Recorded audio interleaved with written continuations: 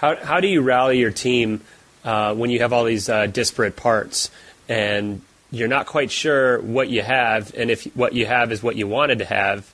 How do you get everybody on the same page and power through this this period? I think really the game kind of helps promote itself to the team, and people see once something gets in the game and you see it not working, everyone wants to kind of get in there and make it work. And it's actually harder early on in production to try to convince people, okay, we have to get this pirate level looking good, and no one knows what the pirates look like, how they behave, how they work.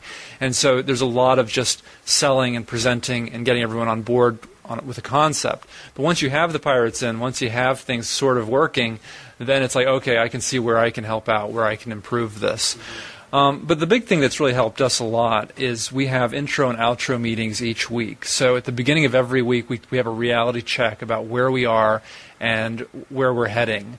And then at the end of the week, we review everyone's work and see if we've met our goals. And so I think that's really helped kind of fine-tune the whole process. Very cool. Now, those intro meetings at the beginning of the week, I love you have this huge whiteboard. And it's got like all the levels listed, and then like it's just got notes everywhere. It's kind of the cool graph because you can go in there and look at that, and in one moment kind of have a state of where everything is. Is that? I mean, how do you guys use that? Is that? I mean, I may have just basically described it. Yeah, it's been really good. I mean, we have a gameplay and design meeting where everyone gets together. We have a timeline up on the board, and we kind of show where we are and where we're going, and then we list out all the levels, and we talk about what is functional and what is playable in each level. And so functional means, yes, you can get through it, but it's not very fun. Everything works. Doors open, elevators go up, enemies come out, but maybe just things aren't tuned. Playable is when it's actually fun to play, and everything's working fairly well. And for most people that look at it, it's, okay, this is a game, this works. And then our last part is we really make the game fun, and that's where it's a lot of the fine-tuning comes into play. But that's really just a good reality check for us, having those meetings, seeing where we are, and then everyone can bring up issues at that point and talk about what's needed and kind of what the situation is. Very cool.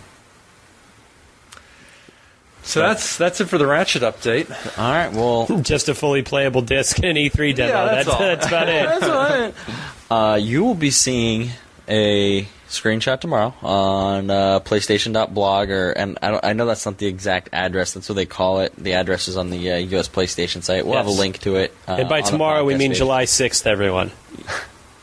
They're listening to it now. They know I mean tomorrow. Yeah, but what if they listen to it afterwards? Oh, okay. Good point. All right. As of July 6th. But the podcast is dated.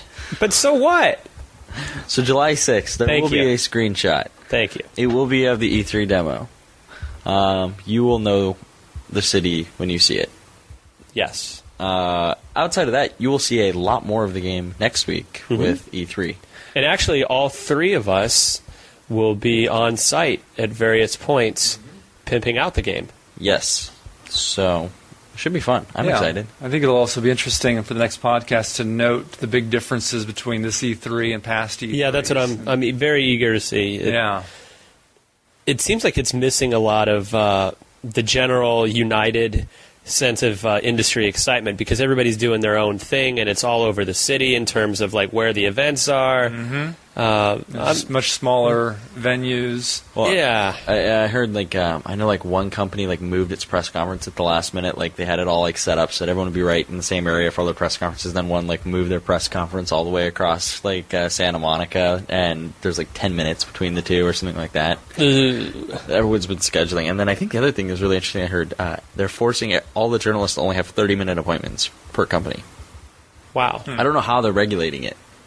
But that's the that's the rule, apparently. Brian and I are looking at each other saying, that's great. We've got a 20-minute presentation. Yeah, time to revise. Yeah. So I have no idea. I don't think anyone knows exactly what's going on. So that's great considering the convention, if you can even call it a convention, is next week. Yeah. Well, I'm sure the people that need to know what's going on need to know, and we'll just be where we're told to be, and that's true. Call it good. That's true.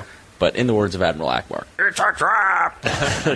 Nice. It should be a fun time, and I think everyone's going to be excited to finally see the E3 demo that we've been talking about for the past 3 or 4 podcasts. Yes, and that's right. we'll look forward to hearing what you think. So after you see it next week, send us your responses at podcast@insomniacgames.com.